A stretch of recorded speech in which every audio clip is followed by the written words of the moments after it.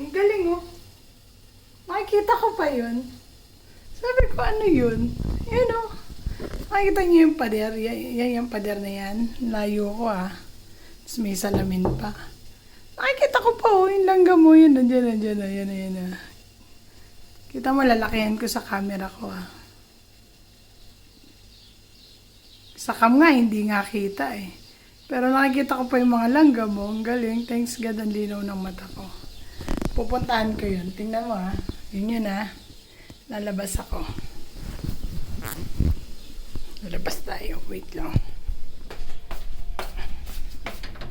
Sisiguraduhin ko kung talagang malinaw yung mata ko. Langgam yung nakikita ko. Ito yung bintana.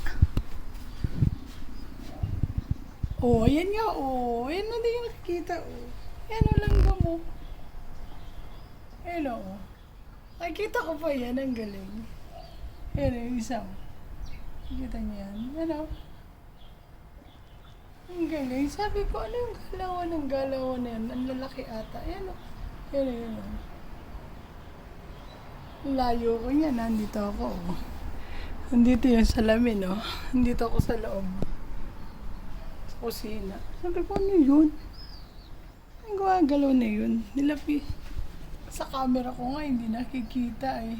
You know, ang galing. Yan, tinatawag na. Ang galing ng eyes ko. Ito ang sikreto ha. Turo ko sa inyo. Kung bakit malinaw ang aking eyes. Kasi, ito yun. Teka lang, mainit yan. Patayin muna natin. Yung nanay ko kasi, sa edad ng 40 plus, ilang taon na ako? 48 na ako. Si Mudra, nahilig uminom ng black coffee. So, ako, mahilig ako. Pag niligyan ko pa ng milk, parang umiba pa yung lasa. Yan po ang secret ng pagiging malinaw ang mata.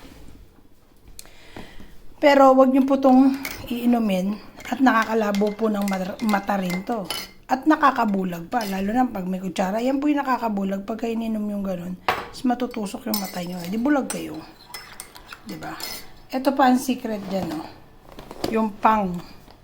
Yung handa ko pa. Biko! Biko tayo dyan. Biko, partner ng black coffee, mga friends.